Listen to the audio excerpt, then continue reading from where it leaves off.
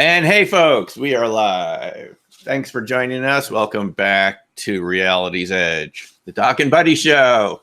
We're here again today to talk about some super fascinating topics: UFOs, alteration of the space-time construct, and even disassembly of solid surfaces and all sorts of exciting things like that remotely through PK. Yes. With me here is none other than Buddy. Buddy, how are you doing today? Great, Doc. It's a pleasure to see you. And, I think the decision to continue our conversation about UFOs and nuclear incursions and nuclear incidents is a really, really important topic. And I think it was a really great and decision. I think, you just played for me this Tucker Carlson interview. And he was saying at the end of this interview, just from a couple of days ago, and it's so great to see news covering this. Thank the Lord for Tucker. I never thought I'd say that, covering this story. But he said at the end of it, this should be leading every newscast for the next 10 years. And he's right. He's right. Yeah, he's asking, why isn't this on the news every morning? The fact that the Defense Intelligence Agency has been funding research projects into the health effects of UFOs. And as Tucker pointed out, they're not saying the health effects of drones. They're not saying the health effects of being around secret aircraft projects. They're saying UFOs. And this is, thanks to you, Buddy, one of the projects that we learned about when you did a Freedom of Information request and you shared it with me. And I got to present it at the UFO MegaCon Laughlin in my presentation of about 40 studies that the AATIP program funded, right? Yeah, and this medical stuff was particularly fascinating. And the medical part is really some nuts and bolts stuff that people can really grab onto. If there's anything that's nuts and bolts, it's people dying within several weeks of radiation exposure. And these are servicemen. And they're servicemen of a wide variety. It's a very interesting class of people they studied. Very, very interesting class of people that were studied. And it's indicative of a few things. And I'll just mention some of the people that were mentioned and studied. They were all exposed within just a few weeks. That was an important part of the criteria. And they received brain scans. They received radiation that was broad spectrum radiation, from microwave all the way to gamma radiation. Many of them died within, I think it was 3 to 5 weeks. There's that famous picture out, CAT scan. And the interesting part was who these people were.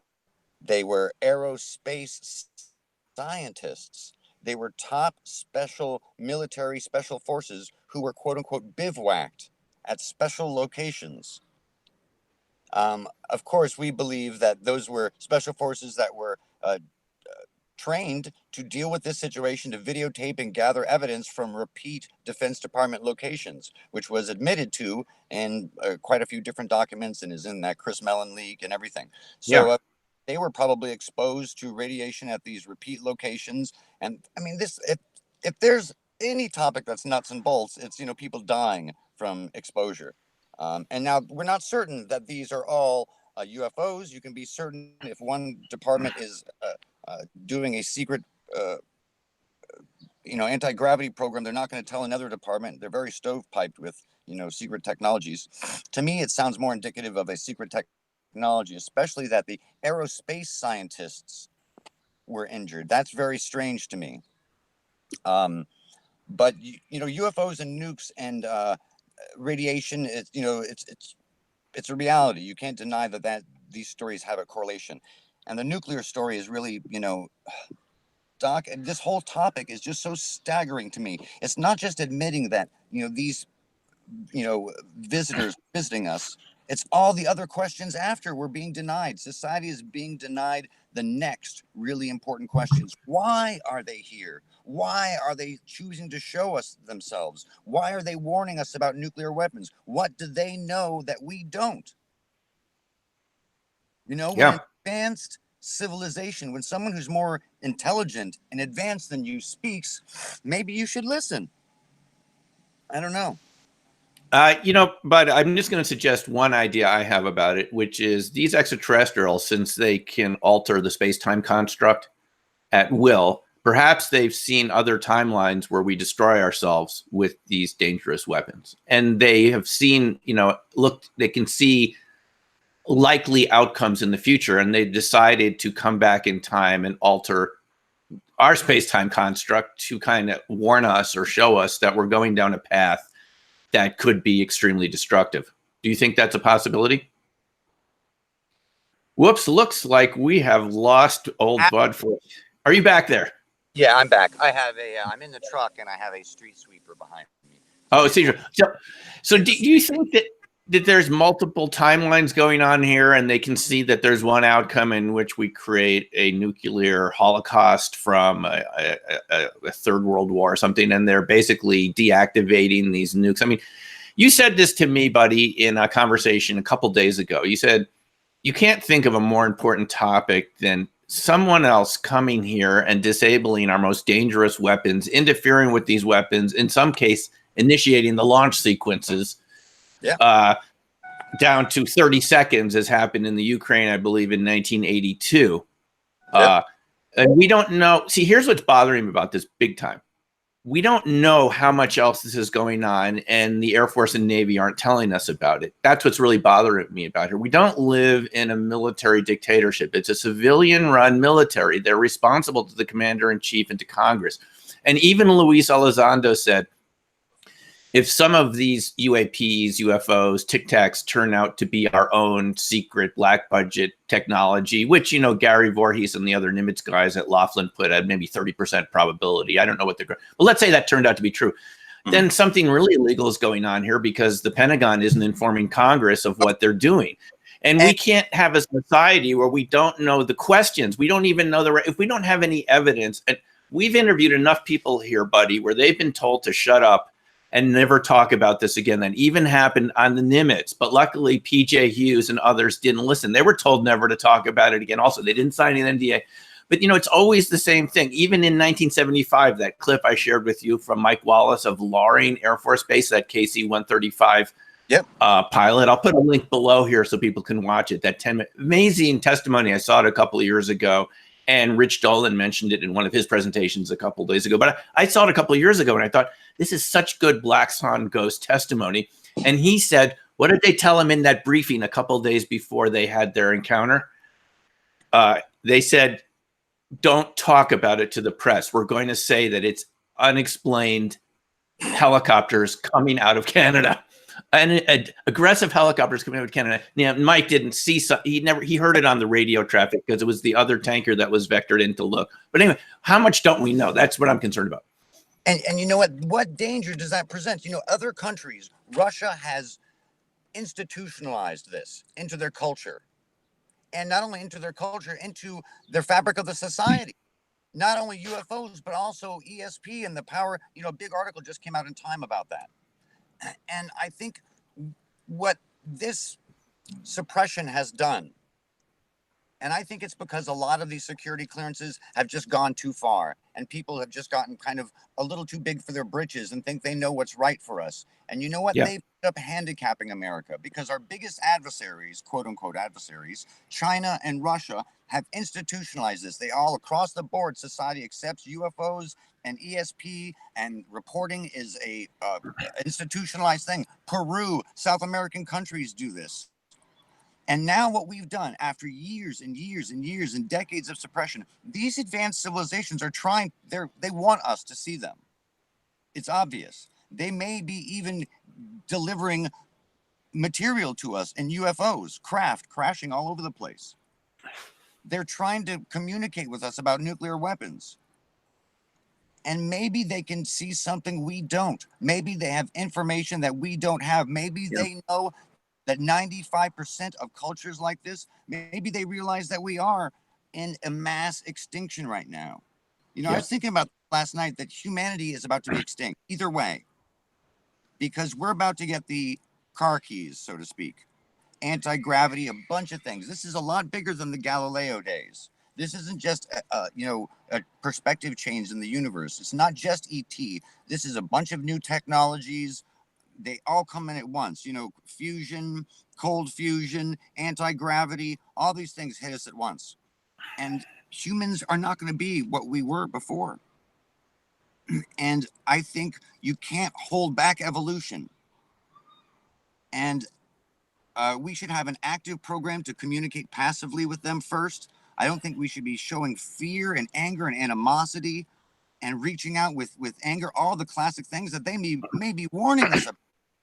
Well, we can't, nobody, it's true. We can't let the military make the policy on this. It's never been the case in the United States where the military makes policy, except for the very short run. Like when my dad was in the 1st Infantry and landed at D-Day on Omaha Beach, they made some policy there for a while before that of secrecy and fake events to mislead the Nazis. And that we understand that. That all makes sense because there's hundreds of thousands of lives at stake. And you don't go into that situation without doing your best to make sure that you have the advantages. It's just the way that is. War isn't a nice thing, but that's the reality of it. But now we're talking about something for 70 years. And even last week, it really is bothering me. I'm glad we're doing the show because I was going to make a video about it. The Navy comes out and said, yes, we have a new policy. We're going to encourage reports, but we're not going to share them with the public. We're not going to share them. We're not going to share them at all. It's the same exact thing as before. And the reason why, of course, this policy came out is, TTSA has been going around and favor has been, they've done an excellent job with Congress. There's no doubt about it. Absolutely. Absolutely. But if the upshot of all of this stuff is that we bring out the worst in humanity and show that to this advanced civilization and attack and try and figure out ways, it seems to me that there's two things going on here. I think there is already anti-gravity that the U.S. has and is damaging people, and some of it's being confused for ET technology. But I think ET is here with a massive warning. We're in the middle of an extinction. We're in the middle of an evolution. We're in the last throes of humanity. And is humanity going to, look at the facts of this planet? I mean, come on. Let's look at the facts. Well, buddy, you're getting a bit heavy for me for a second here. Now, let's hold on a second. I agree it's a serious situation. I don't think this is the end. We've had big die-offs of mammals in the past without any humans around. It happened 65 million years ago. This does happen every, 100 million years or so. You get these big extinction events. And we can't. This is about humans. This is the biosphere. They're all dying. I know, buddy, I just have to believe that shows like this can wake people up. I've had thousands of views on my channel recently, just on the Nimitz interviews, that we can change our course. I just have to believe that because we're here to change and educate. And I just don't think it's over. I'm fighting every day for this, just like you are. I'm fighting every day, but maybe they're not talking to us because they're ashamed. They do talk to us, buddy. People, they warlike, and we represent the worst in their. Not all of us, buddy. That's only one side of us. There's another side. There's this. You came to the RV class here in Boulder. You saw what people are capable of doing. Yes, I came. Humans have another telepathic side that shows that they have an awareness that could be developed. Absolutely. And I came into this on the CE5 side too. So I know that the best of us, which are these CE5 groups, who want to reach out as human ambassadors and make the connection through this field that we know exists, that they know exists, and we prove it all the time with events that happen consistently. I mean, undeniable major events, even events that are pre-predicted, like the Mike Merberg event that our group pre-predicted. We even drew the image, the exact time, the two craft circling each other, everything, and got the testimonials from both groups. So the blessing is we do have, every single person has power to do something about it. Every single person has their ability to tap into the alignment, to see distant places, to affect them, and to get off the sofa and be part of the solution. Yeah, I mean, buddy, I think about this every day. We all read about the mass extinction that's going on with rhinos and tigers and pangolins, those little scaled creatures that are highly prized in Asia, and they're just disappearing. But I have to believe with all the technology we have that we can do something about it. If the Department of Defense turned a little bit of its budget to using its drones to catch those poachers and to do surveillance, we could stop a lot of this. It's just the technology's there. It just takes the will to do something about it. And, the game isn't over yet. It's not over yet. So I haven't told her. But the thing about this particular event is it will be over if we don't get this information. We can't allow Exactly. We can't allow the military to keep treating us like little kids. This is, again, this is not a military run. This is not a military dictatorship. Or maybe it is. Maybe I'm being naive. Maybe it's become that, and that's what Eisenhower warned about. But we have to insist that the Navy share this information with Congress. I think Lou Elizondo said that they're going to do that, but they didn't say that in their statement. It was still a pretty dumb statement. In this time, in 2019, to say, well, we're going to collect this UFO information, but we don't intend to share it for national security reasons. I mean, I think you could get, if Tucker Carlson is really ticked off, like we just heard in that little clip that I played for you before the show, folks, you can watch it. It's Tucker Carlson interviews Nick Pope on Fox. It was from the 3rd of May. And they're talking about the health effects of UFOs. And Tucker's saying, why isn't this on the news every morning? I mean, they've been telling us the UFOs aren't real. At the same time, they're studying the health effects. Nick made reference to Rendlesham Forest, to John Burroughs and Jim Peniston, right? Yep. Who had that, even in Project Condign, right? From the UK, they made reference to Rendlesham Forest as exposing the servicemen, the military policemen there at the base, to some sort of EMF radiation or something. I forgot what the terahertz radiation. You had an interview with someone who was protecting a nuclear site who got incredibly radiated out. Historic interview. Yeah, we want to do another interview with him soon, but yeah, exactly right. I mean, people are being injured, and they have injuries to this day from their exposure to these objects. And I think that the American people deserve to know what is causing these injuries. I mean, if they're covering this up, you know, this is really serious. And maybe Steve Greer was right to call it a cosmic Watergate. I mean, this is pretty serious to keep covering this up decade after, when people are. Look at Cash Landrum. Now, what did you think of Doty's explanation of Cash Landrum? You heard my interview with him. He said he thought it was a reverse engineered craft, alien craft with a conventional nuclear propulsion system that just, he said he spoke to the pilots and it malfunctioned. And unfortunately, Cash and Landrum and the kid were out there just right underneath the spot where this breach was happening of the reactor. Do you find that plausible? Well, I think the nuclear reactor is exactly what I put in my video like over a year and a half ago. What happened, that it was a U.S. nuclear reactor, poorly shielded because it has to be anti-gravity, so they couldn't shield it to the appropriate level it needed to be. And I don't believe the craft was ET craft at all. No, I believe it was our craft. It was a type of craft I just don't think was a ET craft. But I think, Doc, we're being denied the important knowledge, but the initial knowledge, that's a really important first fact. But then the next questions right after are super important too, if not more important. First, it's just acknowledge the fact that they're here. Then we have to start asking these really important questions, and we're being denied those important questions for 70, 80 years, and for society to acclimate to those questions and to adjust and to start preparing, because these are serious, serious issues. There's all sorts of issues that blossom out of this. There's moral and ethical issues. If these craft, if my car is a smart car right now, what's the futuristic craft? Are these craft conscious? Is shooting at them ethical, moral? I mean, there's all sorts of different levels to this. Why are they here? Are they here because of something impending? Do they see a gamma ray burst coming and they're trying to get us off the... Yeah, no, buddy, I completely agree with you on this. The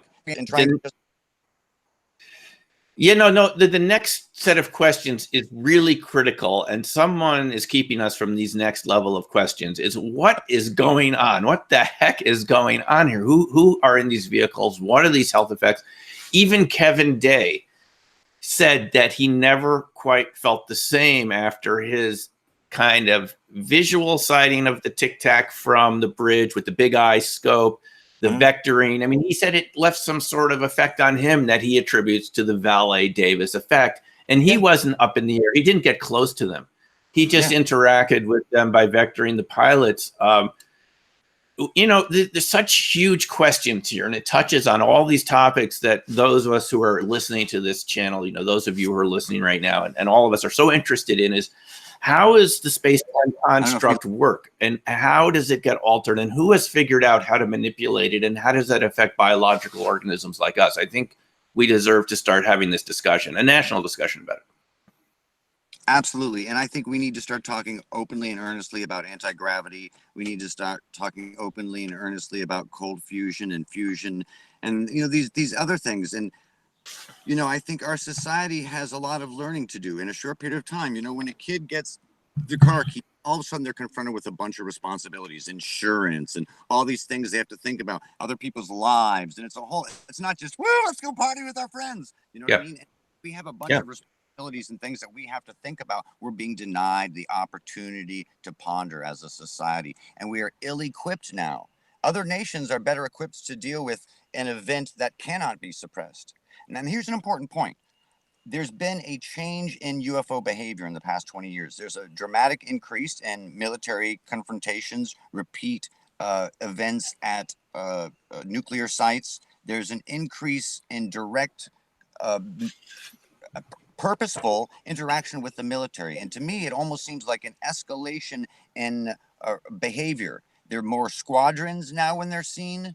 The shapes are more futuristic and doing more futuristic things. I think they keep pace with our technology at a certain pace in front of us. That's all they need to do, And I think that they're giving us a message just by their presence, and their presence has changed. The message But is it's really good what you're raising. Did you see that article by Jacques Vallée and Federico Fagin from Jacques Vallée's website about how SETI is looking in the wrong direction?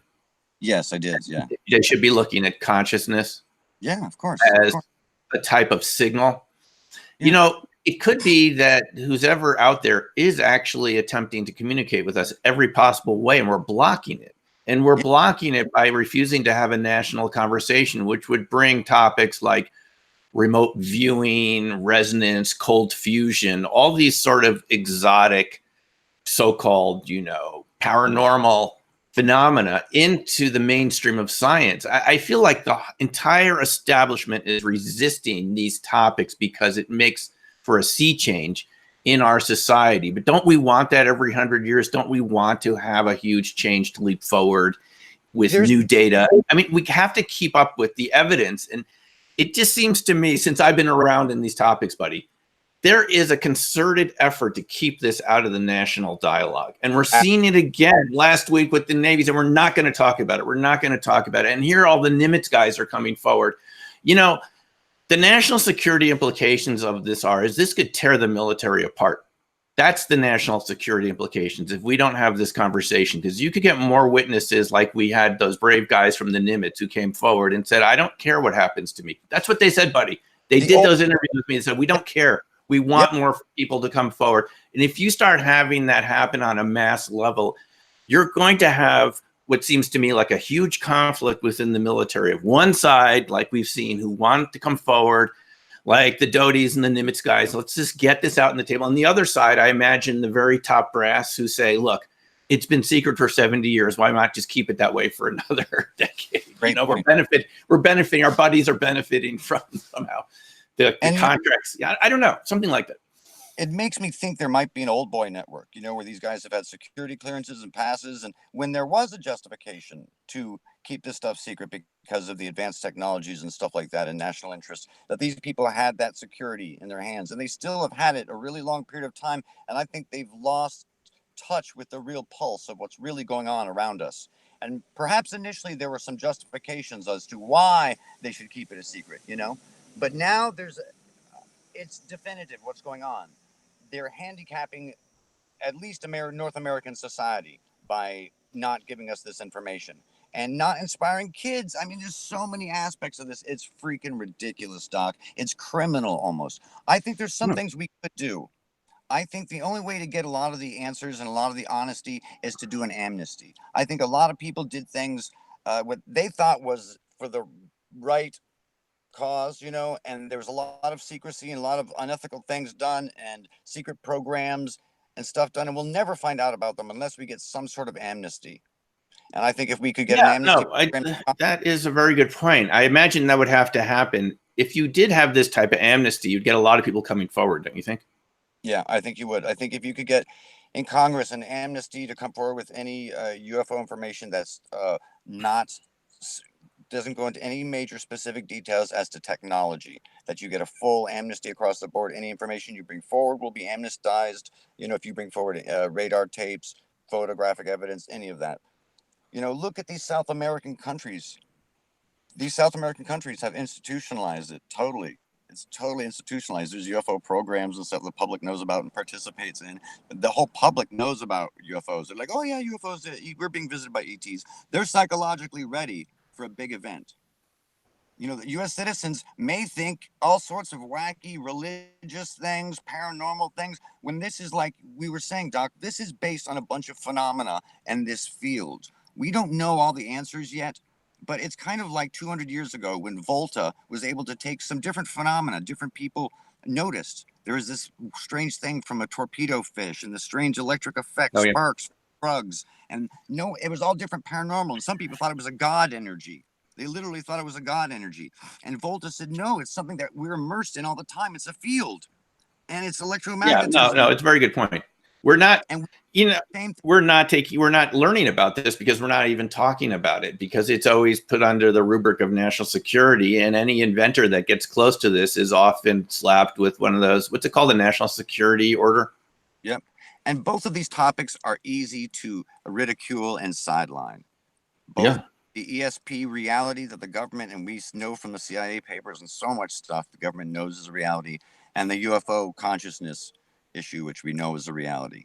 It's all connected, and the government knows. Yeah. So, it's totally true. There's a question coming up here. Someone says, Kevin says, Simeon, please explain your corporate structuring. Now, are you referring to my understanding of how the black budget? Maybe you could ask me again, Kevin. Is that how this? Because this is what we're wondering. Is Doty said that there were billions of dollars going into these programs. Mm-hmm. He said it was in the DIA. Mm-hmm.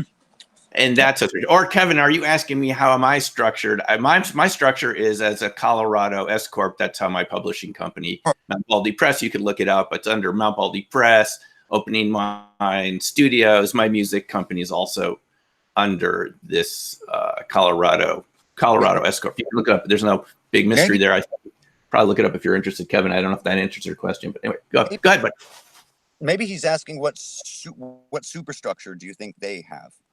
Yeah, this is, I was just thinking about this morning because I have friends, I've known a long time who believe, buddy, they don't think that this is all ET. They think that there's some big superstructure behind this, and they are wondering, how is it funded? Where are these organizations that are involved in this ET kind of reverse engineering?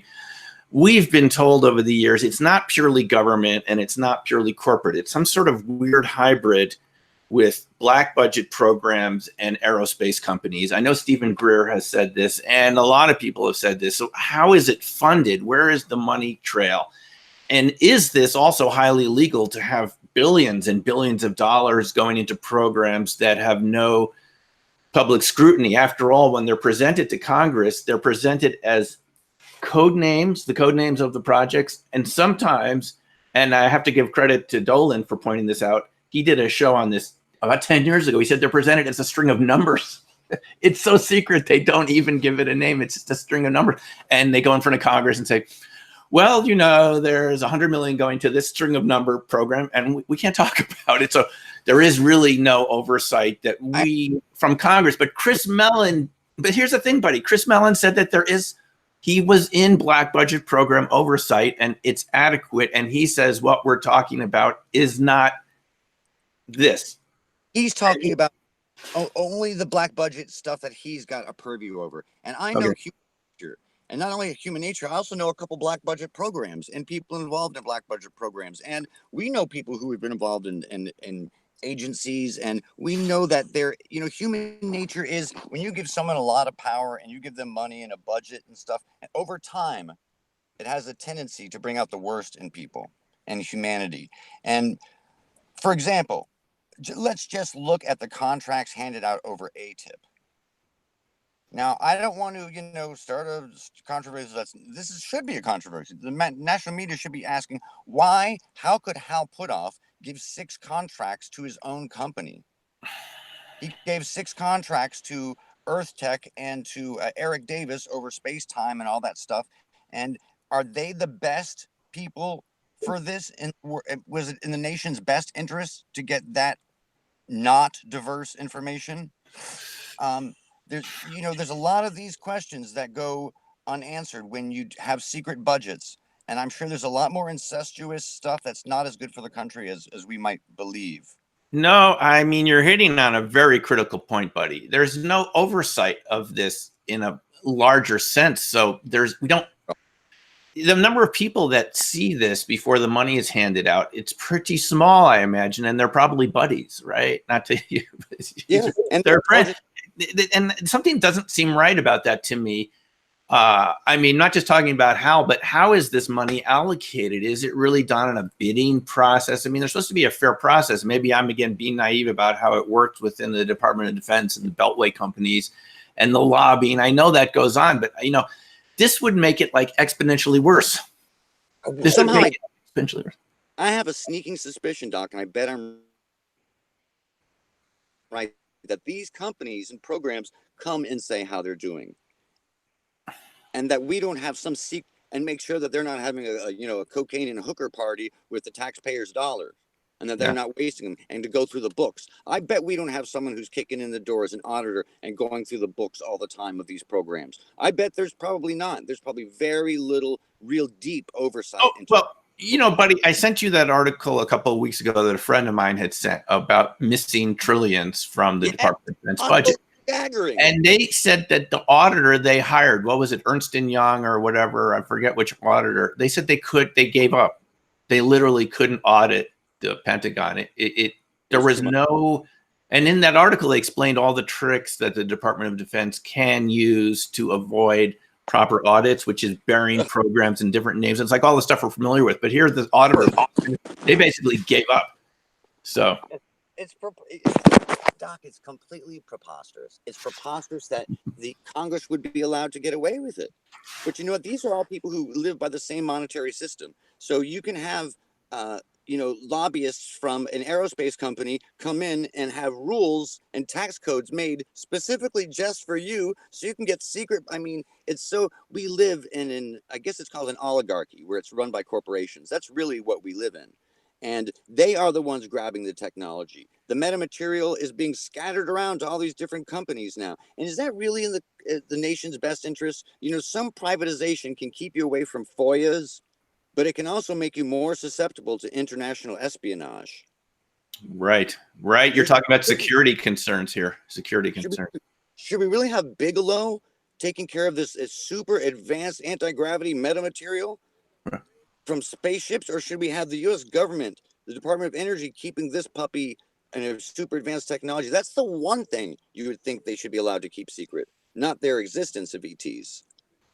So this is also perplexing. It's so freaking perplexing. I mean, yeah, it's handed out to private companies and aerospace companies. We know this is a fact. We can't name all our sources here, but buddy, I think you and I know how this works. And they get these materials. And I remember we were at Bigelow Aerospace last June, and I asked a security guard, remember this? Mm-hmm. He says, does anyone have any questions before you get off the bus? I said, yeah. Are we going to get to see the ET materials? And he turns to me in a very serious way. No joke. He said, there's some buildings I'm not even allowed to go in here. And all Bigelow Aerospace does on the service is make crew capsules. So, I mean, if they're just making crew capsules, which we got to see, I mean, this got to be more going on there. And in that New York Times article, the 2017 December article, it said that they misrepresented them. They called them alloys, but the metamaterials were held at a facility at Bigelow Aerospace. It said it right in the New York Times article. Yeah, so we know that we gave the international espionage people saved them a little time. Yeah, I guess so. I hope that if the U.S. government is so confident to give out this little piece of metamaterials, allow them to go to this private company, that they have so much material that's why they're letting it happen, because they've got the whole craft, they've got engines, they've got bodies, they've got so much. They're like, let a private company study a little bit, because like Luis Elizondo said, they had so much information, they had tons of info. Doc, this isn't like somewhere there's tons and tons of info in this stovepipe. And in another stovepipe, the AF Air Force's program that's been going when OSI handled it for years. Now it's with AF 25.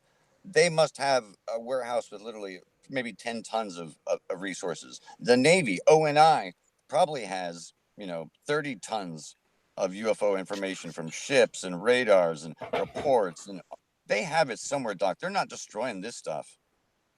They're not destroying it, Doc. They're not. It's there. Maybe, once we get the awareness up enough in the Congress, we can go for something even bigger, like the amnesty, if we're able to prove the logic of that, But, okay, so I got to say, yeah, one of our viewers right here kind of gave me, posted a comment, which I saw a couple of days ago. It was one of Tom DeLonge's tweets. And he said, hey, do you see, guys, what's going on right now in Washington and the Congress and the Navy? He said, that's me and my team, son. And kind of gave me, he says, what do you, this is like nationally, who are you calling son here? This is still, patronizing, condescending language. Look, Tom has accomplished a lot with TTSA. Let's admit it, whether you like exactly their point of view on it or not. They've accomplished it. But I mean, it's still a weird thing to say in a tweet. We're talking about something of critical national security for the entire planet. Let's talk about security of the entire planet. And you get these little cryptic tweets for saying that's me and my team. So thank you. He's kind of like the Joe Biden of TTSA. He just slips and says whatever he's the submarine, the secret submarine UFO encounter off the East Coast. Oh, all the different stuff he shouldn't say that he says. So I got to ask you this, buddy.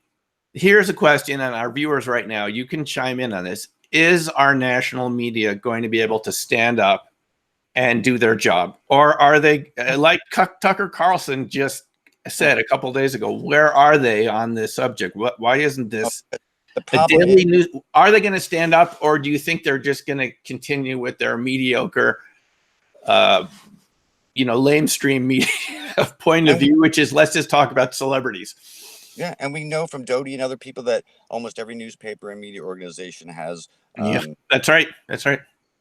So I think that we don't really truly live in a democracy. It would be great if each of these news organizations had independent journalists, but they don't. They operate on the mandate of editors who operate on the mandate of owners. So Fox News is not going to do a great story on. So Tucker Carlson does a good. He's almost every other night he's talking about this. Yeah, and he put Nick Pope on there. Nick Pope's been saying the same thing for 20 years now. He was at the citizen hearing. He talked about the reality of this. He didn't tell us ultimately what it was, but he said it's obviously a real phenomena, but he's just one person from another country.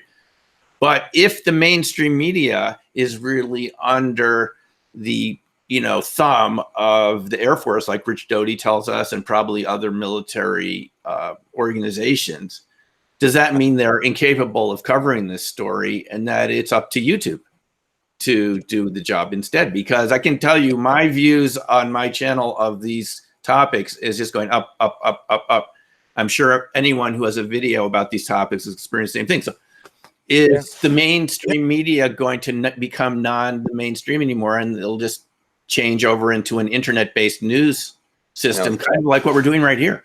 The ex-Senate Majority Leader Harry Reid hinted to us about a major UFO incident at Malmstrom Air Force Base last year. This is another one, a repeat incident, which makes us very, very serious. And this was an incursion into the base, and missiles were shut down. There was a power outage. This was a very big incident. It was so big that Harry Reid brought it up as his first example when they asked him, what are these reports? What drives you to think that we should investigate this? And he said, read the reports, and mention this case first. If they're not investigating our most sensitive locations with our most dangerous weapons, getting repeat incursions, I mean, it's Doc. Only independent news is going to cover this.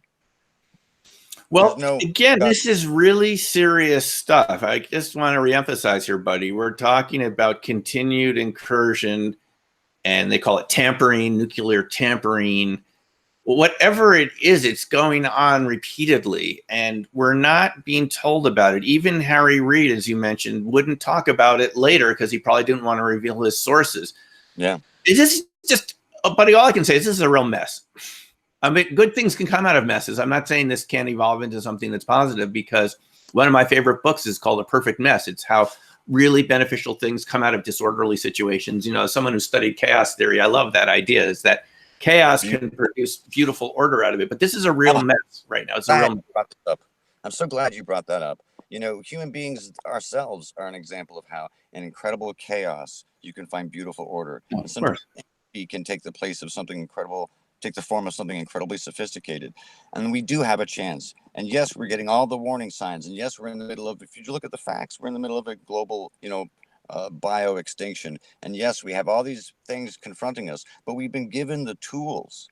We know now about this power of this subconscious that has these amazing abilities that seem absolutely just unreal.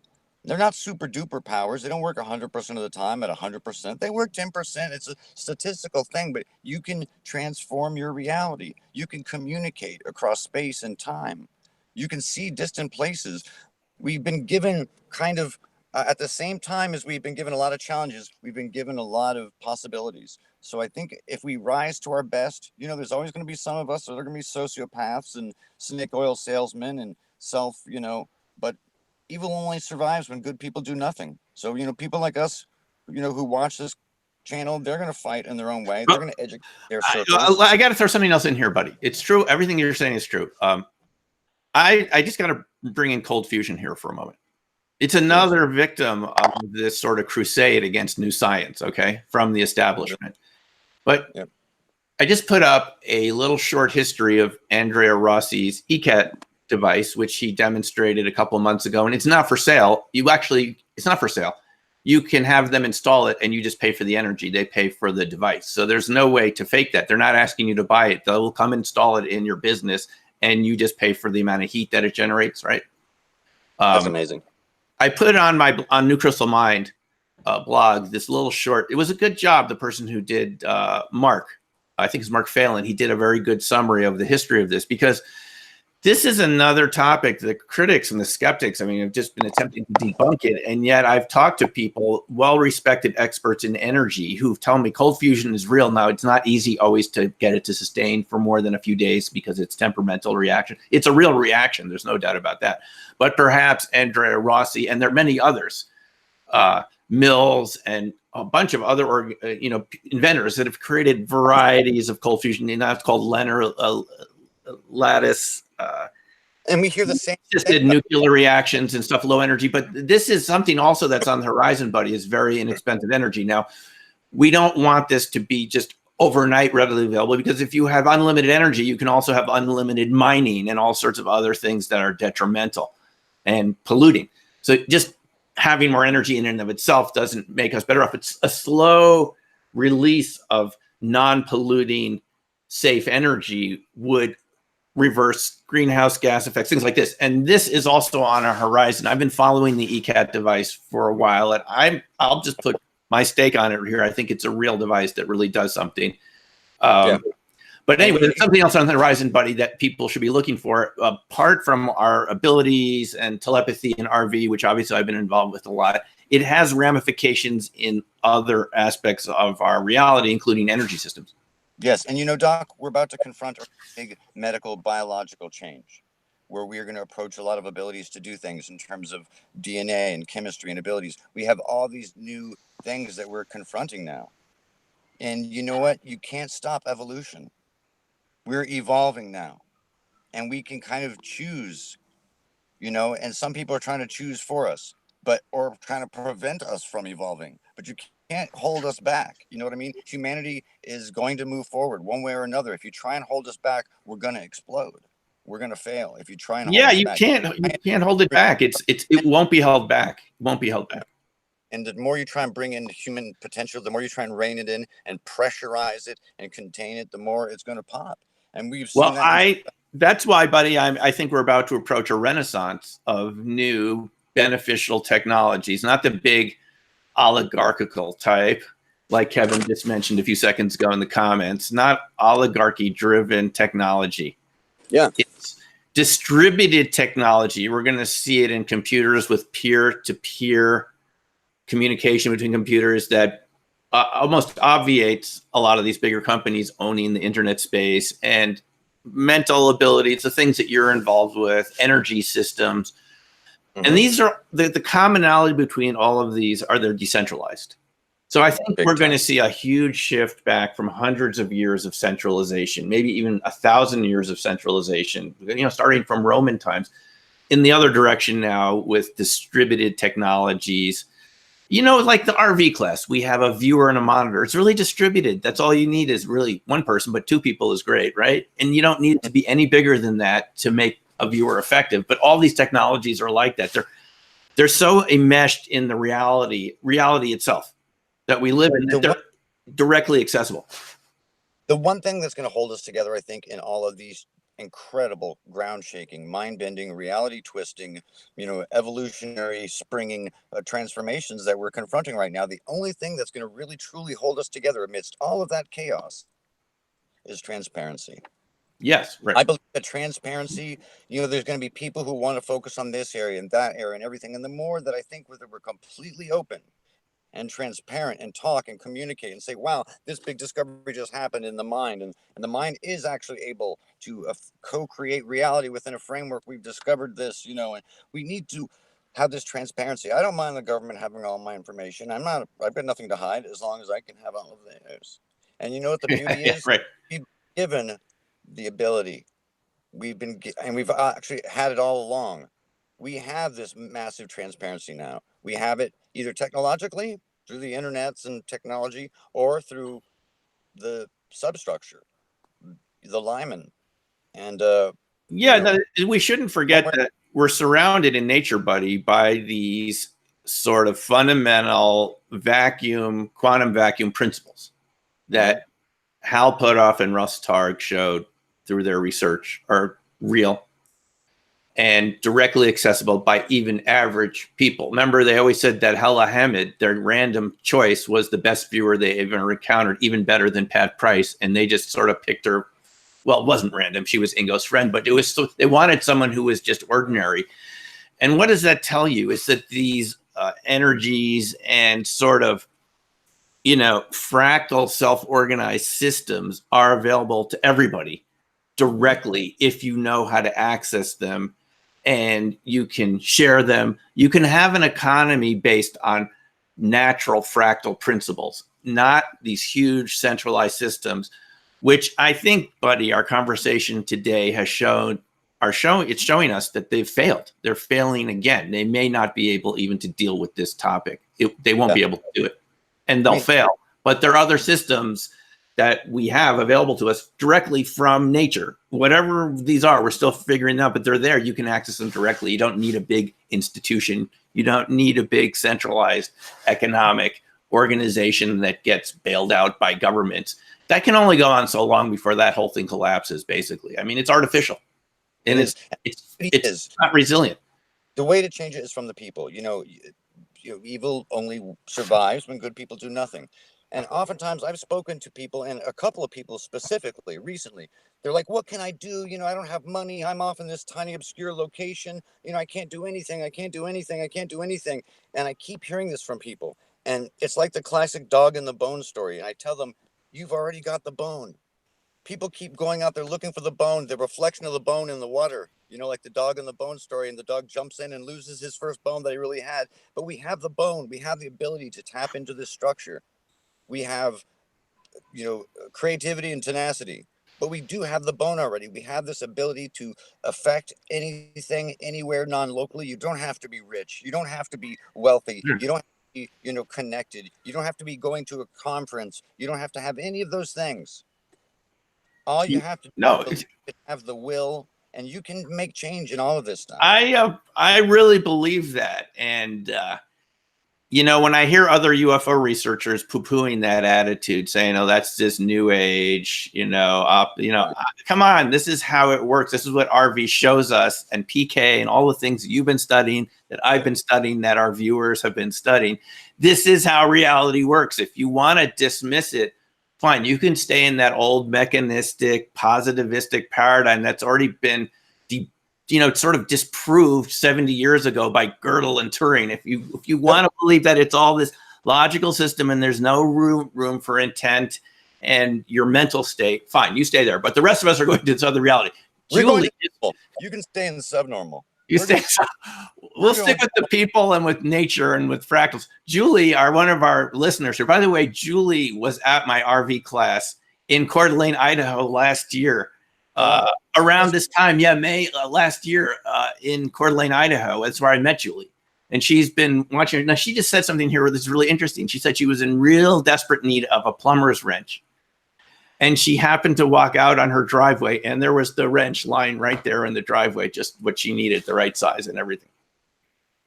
That's how it works. See, this is how I think it really works, is these possibilities are there, but it takes the mindset of sort of seeing it and connecting to it. That's, I think, how this other type of economy can work. And I don't think I'm being, naive about it. I think that's how reality really works. But that's just thanks for sharing that, Julie. No, that's actually an important story. That story is important on several layers. I hate the spoon bending stuff. I hate some of the small effects of PK because I think they're restraints, they're training wheels. You know what I mean? I think the mind has an ability and a proven ability to do much bigger things. You're only limited by your own belief. And yes, you can affect random number generators. But if you can affect random number generators, you can affect more than that. If Absolutely. can affect infrared film, if people can affect across space, and I mean, guys, it's like, come on, wake up. It's all taking responsibility for your resonance. That's what I call it. Take responsibility. It's because it doesn't, and I'm not, listen, the way I see it from RV is it doesn't just come to you, it comes from you. Yeah. We haven't been educated about this. This is why people don't know it. And this is why that type of education, you did a great job with the PK games and stuff in the class on the Sunday morning, showing people some of those. I've tried them, when we've gotten together a couple, at your place. But it shows us that we have other abilities. As you're saying, they're still on training wheels, aren't they, buddy? They're still on the training wheel stage, but we'll get there. They are. And we have to teach. We've just in the creative and launching stage of this show called Super Conscious for Kids. Mm-hmm. So it's just a show for kids. The stuff that I wanted to hear as a kid, that would have made me understand some of these basics. We should all have this education as a kid. And just like Tucker Carlson said, this should be on every day of the week. It should be a new section of the news. There's a new normal coming in, and the news should have ET news every day. And kids from junior high to high school should have consciousness education. There's a new normal coming to accept and embrace these new and educate ourselves with these new realities. And I'm sure more of this stuff. I mean, I'm seeing it in the culture. We're seeing the realities. And I think, fortunately, physicists are confirming a lot of the powers of consciousness. A lot of this stuff is, thankfully being reinforced by scientists. I'm involved with researchers involved in this stuff every day. And this stuff it's refreshing that there is science chasing this down. So, buddy, you're reminding me of one thing here. You said we've talked a little bit about Skinwalker Ranch in the past, right? And you've said, we know that was part of the OSAP program, right? OSAP was actually started to look at Skinwalker. And you've made some comments to me, which, I can't verify, but it seems reasonable that if you brought researchers out there with different vibe, different intent, they would get a different sort of they would get a different reality out there than the sort of predatory kind of spooky reality that researchers so far have encountered out there. Do you think that's a realistic sort of statement? I think like my farm, and every location, every place is the reputation of the location affects the incidents. Mm-hmm. So like my little farm, and I think people can be, have that same effect. I think locations can have that same effect. And I think it's, love is a mirror. You know how love, if you love someone, you care about them, they reflect back things that you don't always want to hear about yourself or see about yourself that you don't even believe about yourself. It's true. Those locations and these locations are oftentimes like that. So places that have a reputation as being haunted, oftentimes just give you the training wheels, allow you to tap into that field, that place of haunted, that place of whatever, and they will have reflections back. It's true. Case after case, when you analyze the psychology of hauntings, they're reflective of the consciousnesses involved. It's the same thing with the UFO phenomena. They're very reflective of the people involved. So this phenomena is really very much like a mirror. So I think every of these locations are like a mirror, It's very much about the people. The reason why it follows you home is because it is you. I think there's a lot of different aspects to this that haven't, fully penetrated into society. I really can't go into too much of this stuff, but I think that's kind of how we all feel. It seems pretty obvious that we may Hey. not create these things, but we may co-create them with the universe. Let's say the universe has a parameter of rules, and some of them are really wacky at the extreme.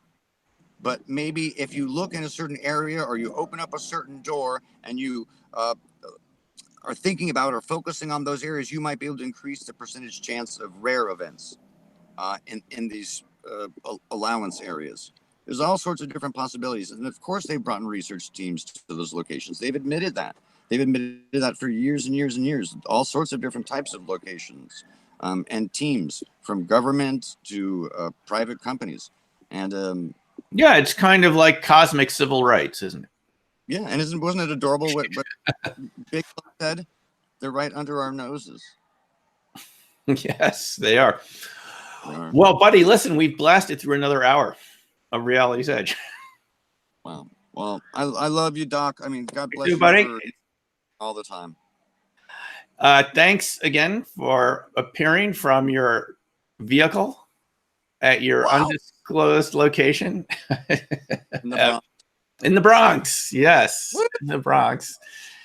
And thanks a lot for all of your comments. We had another, just one more. We had Kind of Game. He said that he once needed a certain headphone adapter and he went outside and it was right there. So I think, I don't think those are random things. We'll talk about that another time. I actually think that has something to do with how we are and what happens to us. But that's all, we'll get into that in the next time. So anyway, buddy, you have a safe one over there. Have a good one. And we will see you in the next version of Reality's Edge. And to all our listeners, we'll see you at Reality's Edge. Take care for now and bye.